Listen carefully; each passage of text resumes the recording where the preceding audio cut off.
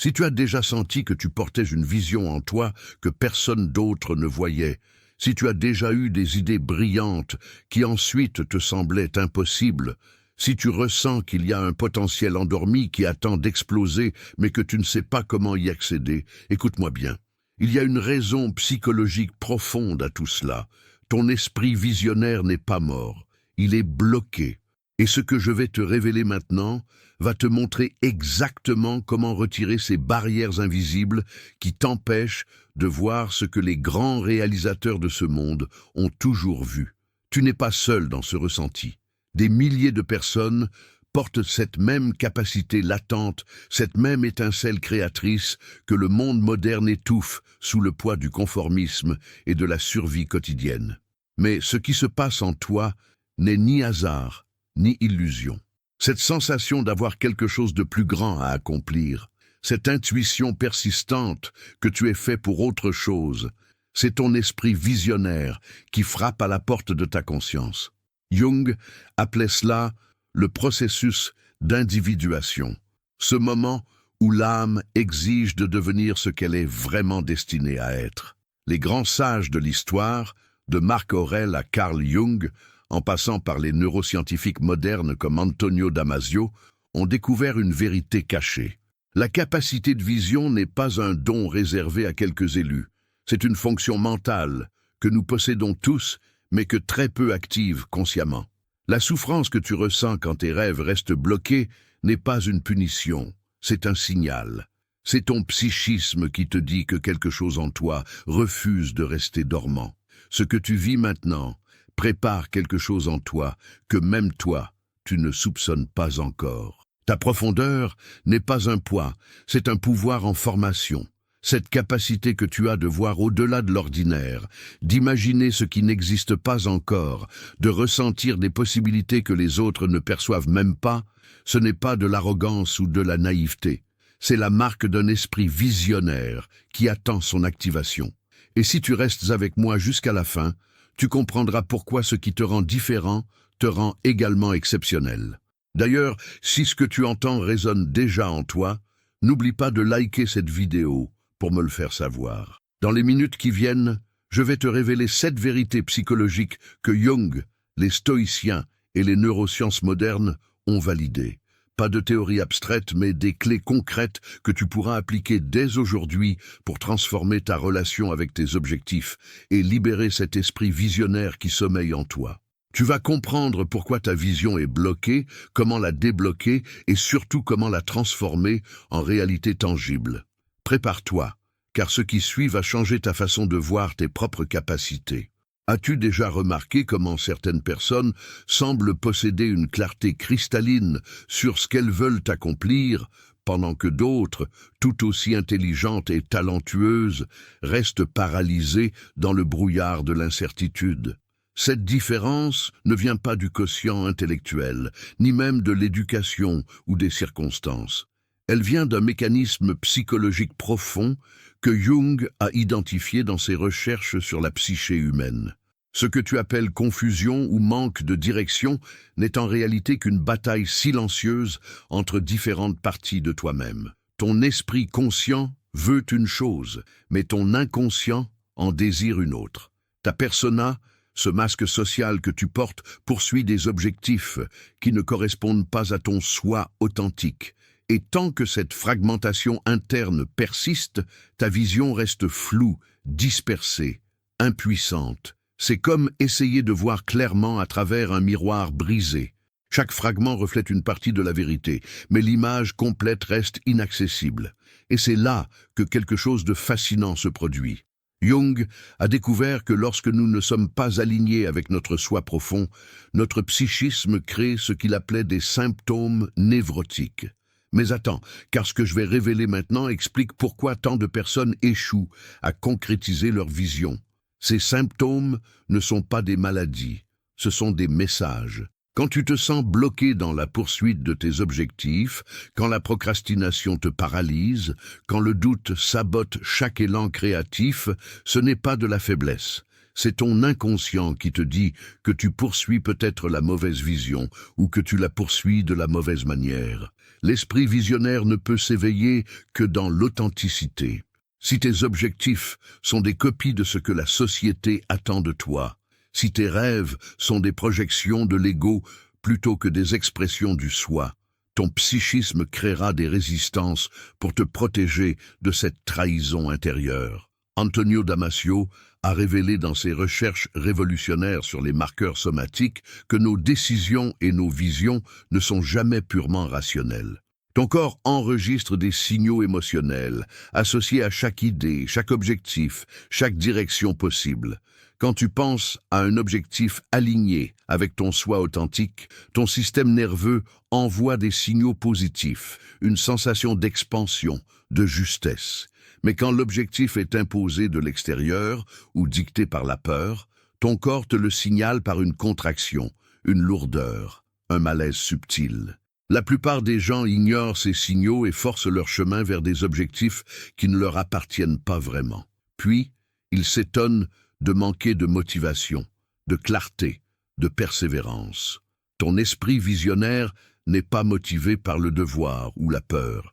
Il est activé par la résonance profonde avec qui tu es vraiment. Je me souviens d'un homme qui m'a contacté après avoir passé 15 ans dans une carrière brillante en finance. De l'extérieur, il avait tout réussi. Pourtant, il me confiait qu'il se sentait vide, sans vision claire pour son avenir. Quand nous avons commencé à explorer son monde intérieur, nous avons découvert que tous ses objectifs avaient été choisis par son père, un banquier renommé. Sa vraie passion, enfouie depuis l'adolescence, était l'architecture durable. Dès qu'il a permis à cette vérité de remonter à la surface, quelque chose s'est débloqué en lui. Sa vision est devenue cristalline. Il voyait des bâtiments écologiques dans son esprit avec une précision hallucinante. Son énergie créative, dormante pendant des années, a explosé. Aujourd'hui, il dirige une agence d'architecture primée.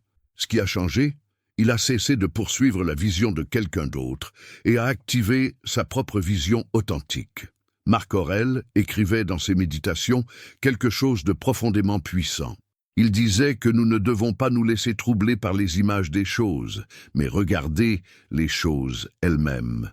Ce principe stoïcien révèle une vérité essentielle sur l'esprit visionnaire. La plupart des gens confondent la vision avec la fantaisie. Ils imaginent des scénarios grandioses, sans fondement dans la réalité.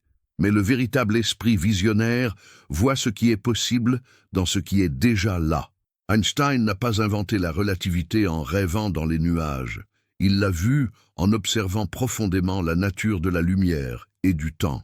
Les stoïciens enseignaient que la clarté vient de la contemplation disciplinée du réel, pas de l'évasion dans l'imaginaire. Ton esprit visionnaire se réveille quand tu apprends à voir la profondeur cachée dans l'ordinaire, à percevoir les possibilités latentes dans ce qui existe déjà.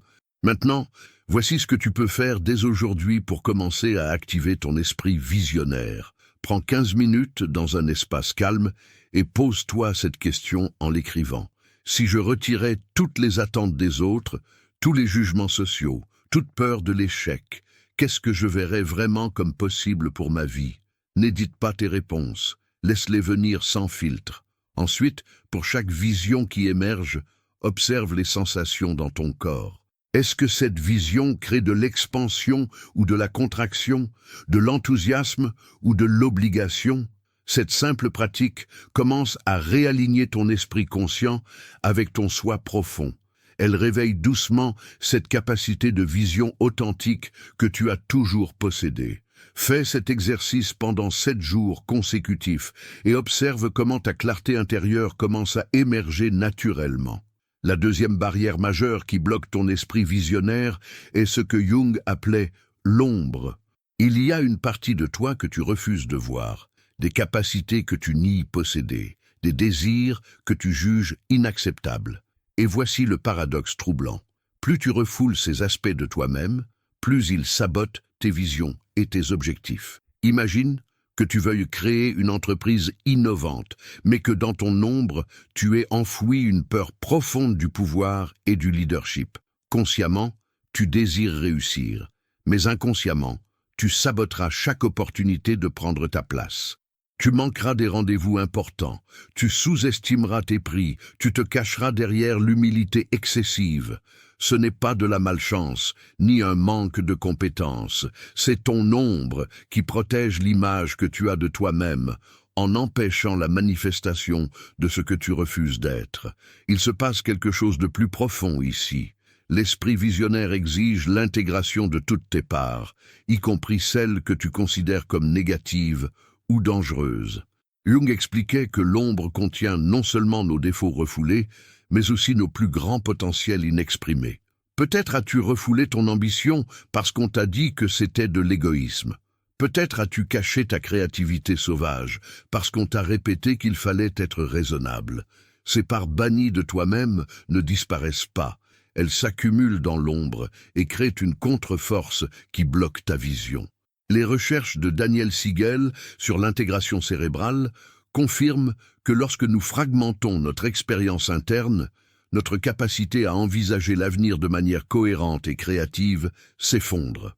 L'esprit visionnaire ne peut fonctionner pleinement que dans l'intégration, jamais dans la fragmentation. Stephen Porges, avec sa théorie polyvagale, nous montre que notre système nerveux autonome détermine largement notre capacité à être créatif et visionnaire. Quand nous sommes en état de menace, même subtile, notre système nerveux bascule en mode survie. Dans cet état, le cerveau ne peut pas accéder aux fonctions supérieures de créativité et de vision. Il est verrouillé dans des réponses binaires, fuir ou combattre. C'est pour cela que tant de gens disent qu'ils ne peuvent pas visualiser leurs objectifs ou ressentir leurs rêves. Leur système nerveux est chroniquement dysrégulé, coincé dans un état de vigilance défensive. Les parties du cerveau responsables de l'imagination créative, de la planification à long terme, de la vision holistique, sont tout simplement inaccessibles. Ton esprit visionnaire ne peut s'éveiller que quand ton système nerveux se sent en sécurité. C'est un principe fondamental que personne ne t'enseigne. Je connais une femme qui, pendant des années, voulait écrire un livre sur sa transformation personnelle. Elle avait l'idée claire, le message puissant, l'expérience vécue. Mais chaque fois qu'elle s'asseyait pour écrire, son esprit devenait complètement vide. Elle se jugeait paresseuse, sans talent. En réalité, elle avait grandi dans un environnement où exprimer ses opinions était dangereux. Son système nerveux associait la visibilité à la menace. Quand elle a commencé à travailler avec des exercices de régulation nerveuse, des pratiques de respiration consciente et de reconnexion somatique, quelque chose s'est déverrouillé. Son esprit créatif a retrouvé accès. Elle a écrit son livre en 6 mois. Ce n'était pas un problème de volonté ou de talent, c'était un problème de sécurité neurophysiologique. Ton esprit visionnaire a besoin d'un système nerveux régulé pour s'exprimer librement. Sénèque disait que ce n'est pas parce que les choses sont difficiles que nous n'osons pas, c'est parce que nous n'osons pas qu'elles sont difficiles. Cette sagesse stoïcienne touche directement à la question de l'ombre et du courage psychologique. Intégrer ton ombre, c'est oser regarder ce que tu as toujours fui en toi-même. C'est reconnaître que tu as de l'ambition, du désir de pouvoir, de la colère, de l'égoïsme, et au lieu de juger ces parts comme mauvaises, les voir comme de l'énergie brute qui attend d'être canalisée consciemment. Ton ambition refoulée peut devenir une vision de service. Ta colère niée peut devenir une passion pour la justice. Ton égoïsme réprimé peut devenir un amour-propre sain qui te permet de créer sans te sacrifier.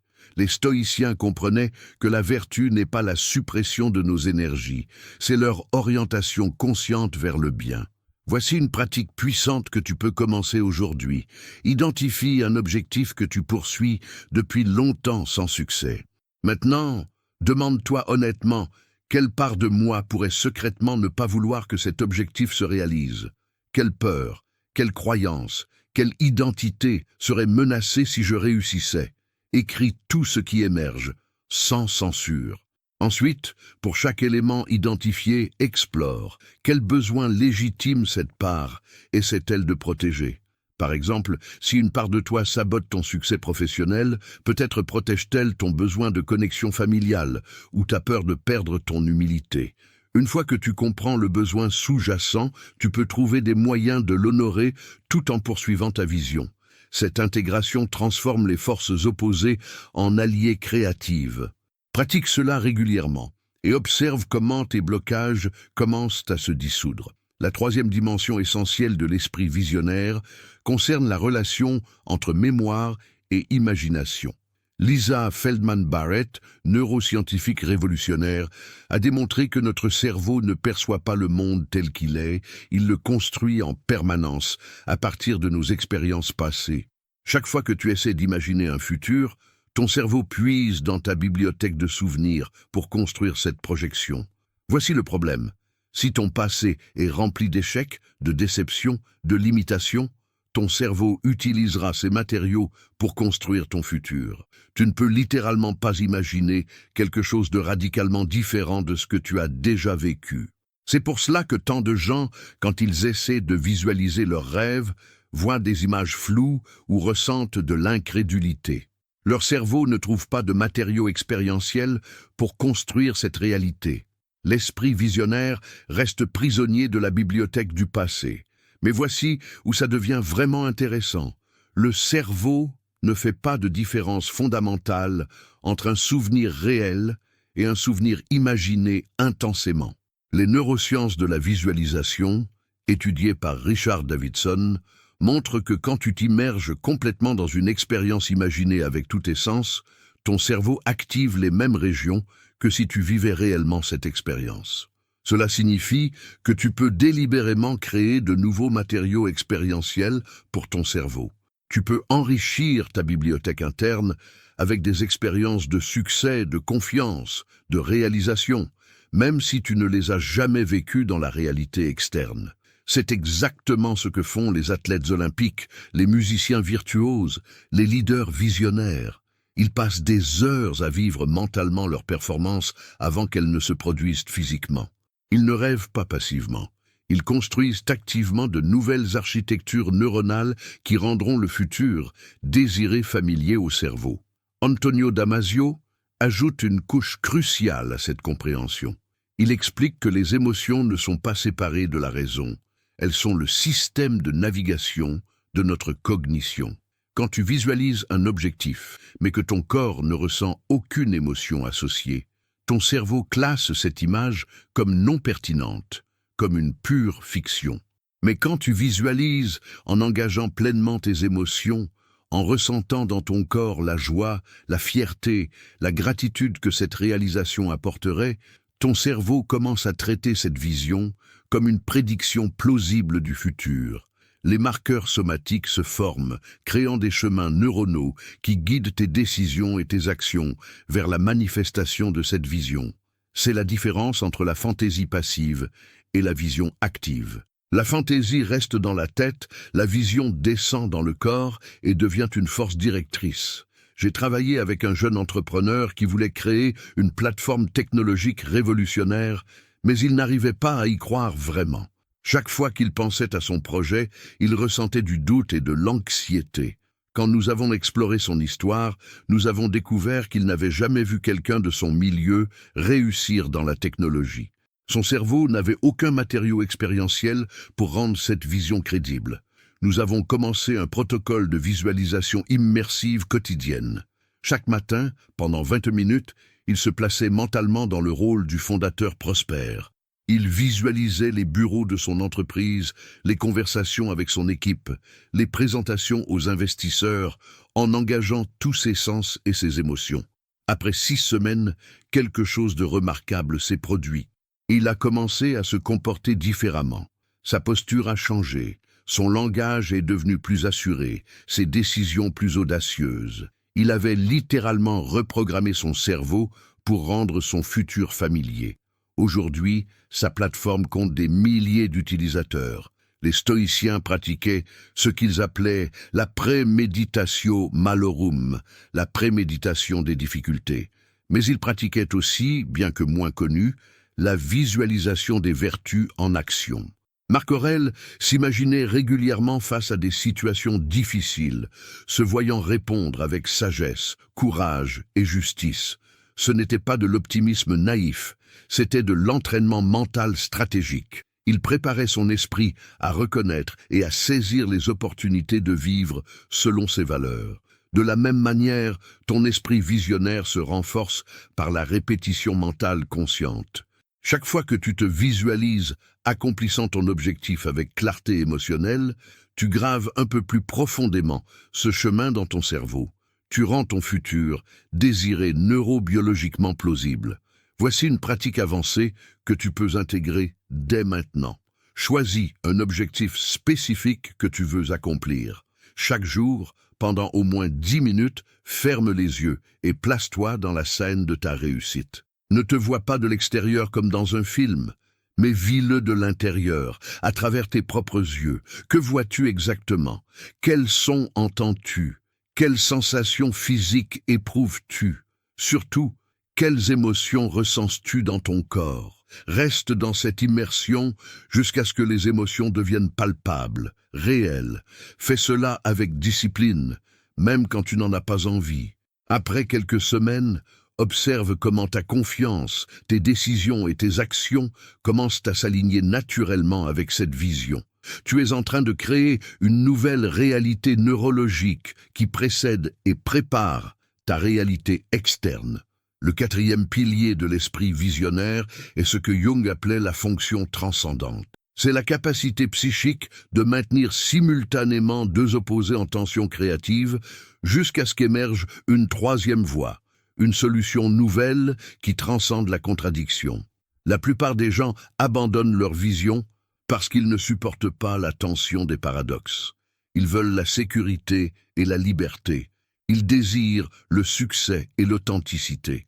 Ils cherchent la solitude et la connexion. Face à ces contradictions apparentes, l'esprit ordinaire choisit un côté et sacrifie l'autre. Mais l'esprit visionnaire fait quelque chose de radicalement différent. Il tient la tension entre les opposés et laisse émerger une synthèse créative qui intègre les deux polarités. C'est dans cette tension inconfortable que naissent les innovations, les percées, les visions révolutionnaires. Attends de comprendre ce que cela révèle sur toi. Toutes les grandes réalisations de l'histoire humaine sont nées de cette capacité à maintenir des paradoxes. Steve Jobs voulait créer une technologie à la fois ultra-performante et intuitivement simple. Ces deux exigences semblaient contradictoires. L'industrie avait choisi soit la puissance avec la complexité, soit la simplicité avec les limitations. Jobs a refusé ce compromis. Il a maintenu les deux polarités en tension jusqu'à ce qu'émerge l'iPhone, une synthèse qui transcendait la contradiction. De même, Gandhi voulait la résistance sans violence, une combinaison que tout le monde jugeait impossible. Il a tenu cette tension paradoxale et a créé la désobéissance civile non violente qui a libéré une nation. Ton esprit visionnaire s'active quand tu refuses les faux choix binaires et que tu oses maintenir la tension créative des paradoxes.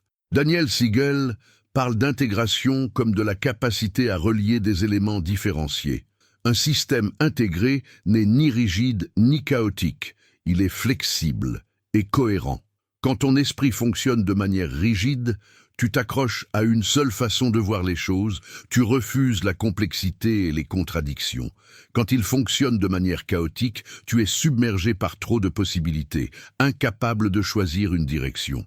L'esprit visionnaire intégré danse entre ces deux extrêmes. Il peut voir de multiples perspectives simultanément, tenir des tensions créatives et permettre l'émergence de solutions nouvelles qui n'existaient pas auparavant. Cette capacité n'est pas innée, elle se cultive par la pratique délibérée de la pensée paradoxale. Je pense à une créatrice de mode qui voulait construire une marque à la fois commercialement viable et écologiquement responsable. Tout le monde dans l'industrie lui disait qu'il fallait choisir. Soit tu fais du profit, soit tu sauves la planète. Elle a refusé cette dichotomie. Elle a passé des mois à tenir cette tension inconfortable sans céder à la facilité d'un compromis médiocre. Et puis, dans un moment de clarté, elle a vu une nouvelle approche, créer des vêtements modulaires que les clients pouvaient personnaliser et réparer, transformant la consommation en investissement durable. Sa marque est aujourd'hui une référence mondiale. Elle n'a pas résolu le paradoxe en choisissant un côté, elle l'a transcendé en créant quelque chose de nouveau. C'est le pouvoir de la fonction transcendante en action. Épictète enseignait que ce ne sont pas les événements qui nous troublent, mais nos jugements sur ces événements. Ce principe stoïcien est directement lié à la capacité de maintenir des paradoxes. Quand tu juges qu'une situation est soit bonne, soit mauvaise, soit un succès, soit un échec, tu te prives de voir la complexité réelle. Les stoïciens cultivaient une vision plus nuancée de la réalité. Ils pouvaient voir qu'une même situation contenait à la fois des opportunités et des défis, des pertes et des gains, de la souffrance et de la croissance. Cette vision paradoxale leur donnait une résilience et une créativité extraordinaires. Ton esprit visionnaire se développe quand tu cesses de simplifier la réalité en catégories binaires et que tu commences à embrasser sa nature fondamentalement paradoxale et multidimensionnelle. Commence dès aujourd'hui à entraîner ta fonction transcendante. Identifie un dilemme que tu vis actuellement, un choix où tu te sens forcé de choisir entre deux options qui semblent mutuellement exclusives. Au lieu de choisir immédiatement, assieds-toi avec un journal et écris « Comment pourrais-je avoir les deux ? Quelles assumptions me font croire que c'est impossible ? Quelle solution créative pourrait transcender cette contradiction apparente ?» Ne te précipite pas vers une réponse. Laisse la question travailler en toi pendant plusieurs jours. Promène-toi avec elle, médite dessus, rêve avec elle. Souvent, la réponse vient quand tu arrêtes de forcer et que tu permets à ton inconscient créatif de faire son travail. Cette pratique renforce progressivement ta capacité à voir au-delà des limites imposées par la pensée binaire. Tu développes un esprit visionnaire qui crée de nouvelles possibilités au lieu de choisir entre des limitations existantes. La cinquième clé pour éveiller ton esprit visionnaire touche à quelque chose que très peu de gens comprennent, la relation entre intention et attention. William James, père de la psychologie moderne, disait que notre expérience de la vie est déterminée par ce à quoi nous choisissons de prêter attention. Ton esprit visionnaire ne peut pas émerger si ton attention est constamment fragmentée, dispersée, volée par 1000 distractions. La vision exige une concentration soutenue, une capacité à diriger consciemment ton attention vers ce qui nourrit tes objectifs plutôt que vers ce qui les sabote.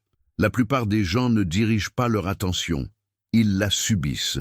Ils consomment passivement ce que les algorithmes, la publicité et les urgences des autres placent devant eux. Dans cet état de dispersion attentionnelle, l'esprit visionnaire s'éteint. Il n'y a plus d'espace intérieur pour voir, imaginer, créer.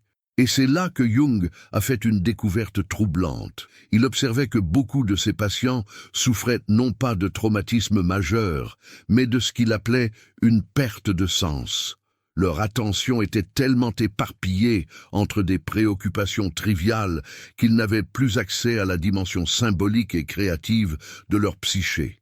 Le monde devenait plat, littéral, sans profondeur. Il fonctionnait, mais ne vivait plus vraiment. Ton esprit visionnaire habite dans la profondeur, pas dans la surface. Quand toute ton attention est absorbée par des stimuli superficiels, par des notifications, des urgences artificielles, des comparaisons sociales, tu perds l'accès à cette dimension profonde où naissent les vraies visions. C'est pour cela que les moments de clarté visionnaire viennent souvent dans la nature, dans le silence, dans la solitude. Non pas parce que ces environnements créent quelque chose de nouveau, mais parce qu'ils permettent à ton attention de se réunifier et de plonger dans les profondeurs où la vision attend. Les neurosciences de l'attention, étudiées notamment par Michael Posner, révèlent que nous avons différents réseaux attentionnels dans le cerveau. Le réseau d'alerte nous permet de réagir aux stimuli externes. Le réseau d'orientation dirige notre focus. Et le réseau exécutif maintient notre attention sur nos objectifs malgré les distractions. Chez la plupart des gens modernes, le réseau d'alerte est constamment hyperactivé par le flux incessant de notifications et de stimulations. Les deux autres réseaux s'atrophient. Résultat, tu es devenu excellent pour réagir, mais incapable de te concentrer profondément ou de maintenir une direction claire. Ton esprit visionnaire ne peut fonctionner dans cet état de réactivité chronique. Il a besoin de périodes prolongées d'attention soutenue où le réseau exécutif peut orchestrer tes ressources mentales vers la création et la vision. J'ai accompagné un développeur de jeux vidéo qui se plaignait de ne plus avoir d'idées créatives.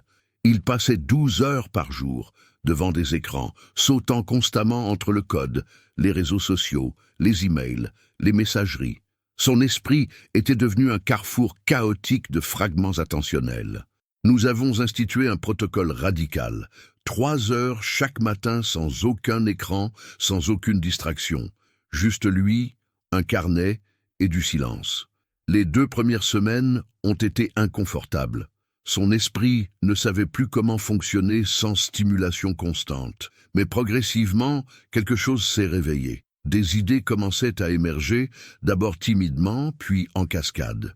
Il a créé le concept d'un jeu qui a ensuite été financé par un studio majeur. Le problème n'était pas un manque de créativité, c'était une attention tellement fragmentée qu'elle ne pouvait plus accéder aux ressources créatives profondes.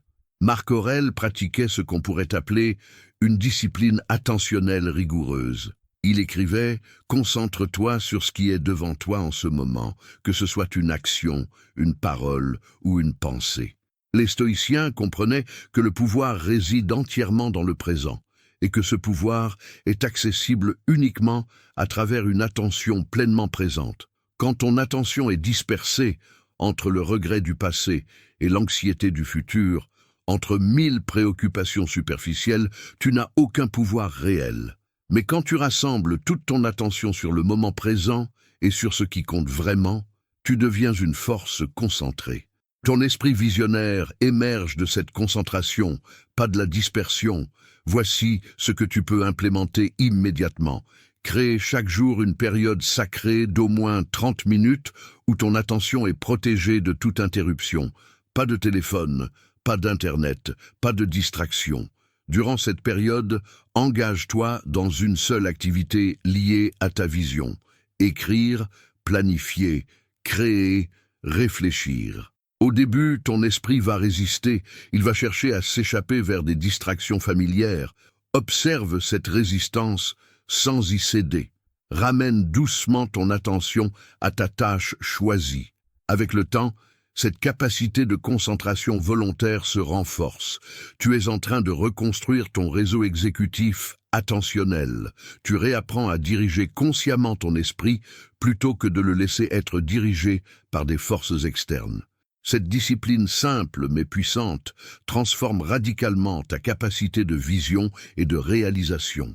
La 6e dimension cruciale concerne ce que les neurosciences appellent la neuroplasticité dirigée. Richard Davidson a démontré que nous pouvons littéralement remodeler notre cerveau par la pratique intentionnelle répétée. Ton cerveau n'est pas fixe, il est plastique. Les circuits neuronaux que tu utilises se renforcent, ceux que tu négliges s'affaiblissent. Chaque pensée, chaque émotion, chaque action répétée sculpte physiquement ton cerveau. Cela signifie que tu peux délibérément entraîner ton cerveau à fonctionner comme un esprit visionnaire. Mais cela exige quelque chose que notre culture de gratification instantanée déteste, la répétition disciplinée sur le long terme. Ton esprit visionnaire n'émerge pas d'un week-end de séminaire motivant. Il se construit neurone par neurone, jour après jour, par la pratique cohérente de nouvelles façons de penser, ressentir et agir. Il se passe quelque chose de plus profond ici.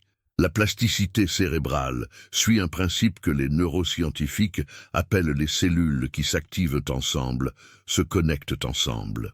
Chaque fois que tu combines une pensée visionnaire avec une émotion positive et une action concrète, tu crées une association neuronale. Répète cette combinaison suffisamment de fois et elle devient un chemin automatique dans ton cerveau. Au début, penser de manière visionnaire demande un effort conscient. C'est comme marcher dans une forêt dense, sans sentier. Mais à force de passer par le même chemin, un sentier se forme, puis un chemin, puis une route. Éventuellement, ton cerveau emprunte automatiquement cette voie. Ce qui était difficile devient naturel. Ce qui exigeait de la volonté devient spontané. Ton esprit visionnaire n'est plus un effort, c'est devenu ton mode de fonctionnement par défaut. Boris Cyrulnik, dans ses travaux sur la résilience, a montré comment certaines personnes transforment radicalement leur vie en créant de nouvelles narrations de leur histoire. Ils ne changent pas les faits de leur passé, mais ils changent le sens qu'ils donnent à ces faits. Cette restructuration narrative active la neuroplasticité. Ton cerveau commence littéralement à se reconfigurer autour de cette nouvelle histoire. Si tu te racontes que tu es quelqu'un qui abandonne toujours, ton cerveau renforce les circuits de l'abandon. Si tu te racontes que tu es quelqu'un qui apprend de chaque échec et persévère, ton cerveau renforce les circuits de la résilience. Ton esprit visionnaire a besoin d'une narration qui te soutient, pas qui te sabote, et tu as le pouvoir de réécrire cette narration consciemment. Je connais un athlète qui, après une blessure grave, a été diagnostiqué avec peu de chances de revenir à son niveau. Il aurait pu accepter cette narration médicale comme son destin. Au lieu de cela, il a choisi de se raconter une histoire différente. Cette blessure était une opportunité de reconstruire son corps plus intelligemment, plus fort. Il a passé 6 mois en rééducation intensive, visualisant chaque jour son retour victorieux. Il a combiné la thérapie physique avec des exercices de neuroplasticité, entraînant son cerveau à activer ses muscles d'une nouvelle manière. 2 ans plus tard, il a non seulement retrouvé son niveau, il l'a dépassé. Les médecins ont appelé cela un miracle. Mais ce n'était pas un miracle, c'était de la neuroplasticité, dirigée consciemment. Il a refusé la narration limitante et en a créé une nouvelle qui a permis à son cerveau et son corps de se réorganiser vers cette possibilité. Sénèque écrivait que nous souffrons plus souvent dans l'imagination que dans la réalité. Cette observation stoïcienne touche directement à la neuroplasticité. Si tu passes ton temps à imaginer des scénarios d'échecs, ton cerveau renforce les circuits de la peur et du doute. Si tu passes ton temps à imaginer des scénarios de succès, ton cerveau renforce les circuits de la confiance et de l'efficacité. Ce n'est pas de la pensée magique, c'est de la biologie. Les stoïciens comprenaient intuitivement ce que les neurosciences ont maintenant prouvé. Nous avons le pouvoir de diriger notre imagination et ainsi de sculpter notre cerveau. Ton esprit visionnaire se nourrit de l'imagination dirigée consciemment vers ce que tu veux créer, pas vers ce que tu veux éviter. Voici une pratique de neuroplasticité que tu peux commencer immédiatement. Chaque soir avant de dormir, revois ta journée et identifie 3 moments où tu as agi d'une manière alignée avec ton esprit visionnaire. Peut-être as-tu pris une décision courageuse, peut-être as-tu maintenu ta concentration malgré des distractions. Peut-être as-tu choisi l'action plutôt que la procrastination. Revois ces moments en détail, ressens les émotions positives associées. Ce processus renforce les circuits neuronaux de ces comportements. Ensuite, visualise 3 moments de demain où tu agiras de manière encore plus alignée. Crée ces scènes mentalement avec détail et émotion. Tu programmes littéralement ton cerveau pour reconnaître et saisir ces opportunités demain. Fais cela pendant 30 jours consécutifs et observe la transformation profonde de tes patterns de pensée et d'action. Tu es en train de recabler ton cerveau vers ton esprit visionnaire. La 7e et dernière clé pour libérer ton esprit visionnaire est peut-être la plus contre-intuitive. Accepter que ta vision évoluera.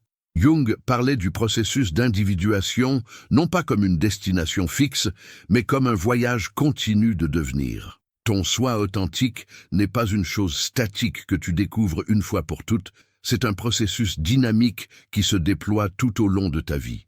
De même, ton esprit visionnaire ne révèle pas une vision unique et immuable. Il est fluide, évolutif, responsif à ta croissance et au changement de ton environnement. Beaucoup de gens bloquent leur esprit visionnaire parce qu'ils s'accrochent rigidement à une vision qui ne correspond plus à qui ils sont devenus. Ils confondent la cohérence avec la rigidité. Ils ont peur que changer de vision soit un signe de faiblesse ou d'échec, mais c'est exactement le contraire. Mais attends, car ce que je vais révéler maintenant explique pourquoi tant de personnes accomplies se sentent paradoxalement vides après avoir atteint leurs objectifs. Elles ont passé des années à poursuivre une vision qui était vraie pour elles à un moment donné. Mais en cours de route, elles ont évolué. Leurs valeurs ont mûri, Leurs priorités ont changé, leur compréhension d'elles-mêmes s'est approfondie. Mais elles n'ont pas permis à leur vision d'évoluer en conséquence. Elles atteignent l'objectif et se rendent compte qu'il ne les satisfait plus parce qu'il appartenait à une version antérieure d'elles-mêmes. L'esprit visionnaire mature comprend que la vision est vivante, non pas gravée dans la pierre. Il maintient une direction cohérente tout en restant ouvert aux ajustements et aux révolutions nécessaires. Antonio Damasio explique que notre sens de soi émerge de l'interaction continue entre notre corps, notre cerveau et notre environnement. Ce n'est pas une entité fixe, c'est un processus dynamique de création de sens en temps réel. Chaque nouvelle expérience, chaque apprentissage, chaque relation modifie subtilement ou radicalement qui tu es. Si ton esprit visionnaire reste attaché à une image figée de toi-même et de ce que tu devrais vouloir, il se déconnecte de ton soi réel en évolution. Tu te retrouves à poursuivre des fantômes du passé plutôt que des visions authentiques du présent. Les personnes les plus accomplies ne sont pas celles qui ont trouvé leur vision à 20 ans et ne l'ont jamais changée. Ce sont celles qui ont permis à leur vision d'évoluer organiquement à mesure qu'elle-même évoluait. Je pense à un médecin qui pendant 15 ans a travaillé avec acharnement pour devenir chirurgien renommé. Il a atteint ce statut, mais se sentait profondément insatisfait. En explorant son parcours, il a réalisé que cette vision avait été formée quand il avait 22 ans, motivé par un besoin de reconnaissance et de statut. Mais à 40 ans, ses valeurs avaient radicalement changé. Il valorisait maintenant l'impact holistique, la connexion humaine, la prévention plutôt que l'intervention d'urgence. Sa vision initiale était valide pour qui il était alors, mais ne correspondait plus à qui il était devenu. Il a eu le courage de laisser cette vision évoluer. Il a transitionné vers la médecine intégrative et la santé publique. Aujourd'hui, il rayonne d'une satisfaction qu'il n'avait jamais connue comme chirurgien. Il n'a pas trahi sa vision originale, il l'a laissé grandir avec lui. Les stoïciens pratiquaient ce qu'on appelle l'amor fati, l'amour du destin. Cela ne signifiait pas une résignation passive, mais une acceptation active de la réalité telle qu'elle se déploie, combinée à une action vertueuse dans le présent. Épictète enseignait à distinguer entre ce qui dépend de nous et ce qui n'en dépend pas. Ta vision dépend de toi, mais son expression exacte dans la réalité ne dépend pas entièrement de toi. Un esprit visionnaire mature tient sa vision avec conviction tout en restant flexible quant à la forme que prendra sa manifestation. Il s'adapte aux circonstances sans perdre son essence. Il ajuste le chemin sans abandonner la direction. Cette combinaison de commitment profond et de flexibilité adaptive est la marque d'une vision vraiment mature. Voici comment tu peux cultiver cette dimension évolutive de ton esprit visionnaire. Chaque trimestre, prends un moment pour réviser ta vision actuelle. Demande-toi en toute honnêteté, cette vision résonne-t-elle encore profondément avec qui je suis maintenant? Quelles parts restent vraies? Quelles parts ont besoin d'évoluer? Qu'ai-je appris sur moi-même ces derniers mois qui devraient influencer ma direction? Ce n'est pas un exercice de doute ou d'instabilité, c'est un acte de cohérence profonde. Tu maintiens l'alignement entre ton soi en évolution et la vision que tu poursuis. Certains trimestres, ta vision restera essentiellement la même. D'autres fois, tu sentiras qu'un ajustement significatif est nécessaire. Fais confiance à cette sagesse intérieure. Ton esprit visionnaire le plus puissant n'est pas celui qui poursuit obstinément une vision figée, c'est celui qui permet à sa vision de danser avec la vie, de s'approfondir, de se raffiner, de se transformer au service de ton devenir le plus authentique.